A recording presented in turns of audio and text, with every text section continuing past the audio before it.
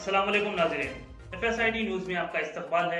मैं मोहम्मद फारूक। पढ़ते हैं आज की ताज़ा खबर। Computer Center Taj Sheikh Abdullah Complex, Lakshmi Nagar Colony, Mehboob Nagar, introducing basic courses on computer skill for all age groups, include basic computer knowledge, MS Word, MS PowerPoint, Notepad, English and Urdu typing.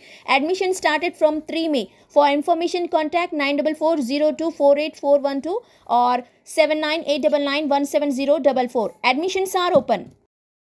महबूब नगर के RTO दफ्तर पर ACB का छापा। ACP DSP Krishnaiah Gaur की क़यादत में आज RTO दफ्तर पर छापा मारा गया। बादअज़ां मीडिया से खिताब करते हुए उन्होंने कहा कि ड्राइविंग लाइसेंस, रजिस्ट्रेशन व दीगर मंजूरियों के लिए एजेंट्स के जरिए रिश्वत लेने की शिकायत पर तलाशी ली गई, जिसमें 3 एजेंट्स जिनके नाम अतीक, लतीफ़, रमेश नाम सामने आए हैं।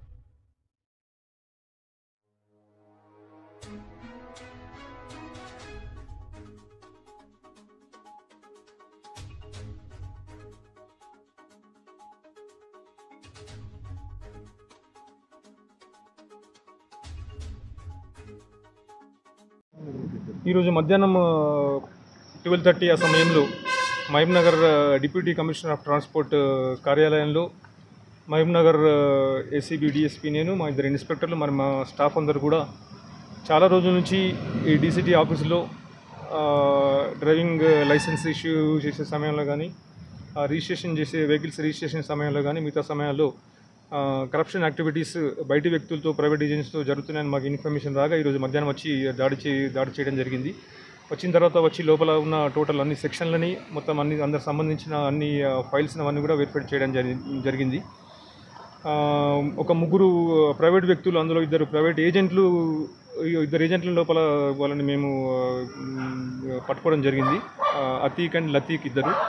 తర్వాత ఇంకొక ప్రైవేట్ పర్సన్ రమేష్ అనే వ్యక్తి, మహబూబ్ నగర్ సంబంధించిన వ్యక్తి, తన కారుతో డ్రైవింగ్ టెస్ట్ వచ్చిన వాళ్ళ దగ్గర 150-200 రూపీస్ తీసుకొని ఆ డ్రైవింగ్ లైసెన్స్ కోసం కానీ, లేకపోతే ఆర్సీ అప్పుడు కానీ అతని వెహికల్ని సమకూర్చి వీళ్ళ అనుమతితోనే చేయడం జరుగుతుంది. యాక్చువల్గా అది చేయడం కరెక్ట్ కాదు. అదేవిధంగా కొంతమంది స్టాఫ్ సంబంధించి సిబ్బంది విషయంలో కూడా వాళ్ళకి సంబంధించిన కొన్ని ట్రాన్సాక్షన్స్ కూడా కొన్ని అనుమానాస్పదంగా గుర్తించి అవన్నీ కూడా స్వాధీనం చేసుకోవడం జరిగింది. దర్యాప్తు సమయంలో కానీ, లేకపోతే లైసెన్స్ ఇష్యూ చేసే సమయంలో కానీ ఎవరికి ఎలాంటి ఇబ్బందులు ఉన్నా కానీ మాకు ఏసీబీ ఆఫీస్కి వచ్చి మాకు చెప్తే మేము తప్పకుండా వాళ్ళ మీద యాక్షన్ తీసుకుంటాము. ప్రస్తుతం డిప్యూటీ కమిషనర్ ఆఫ్ ట్రాన్స్పోర్ట్ గారు లీవ్లో ఉన్నారు, ఇంకో ఎంవీఆర్ కూడా లేరు.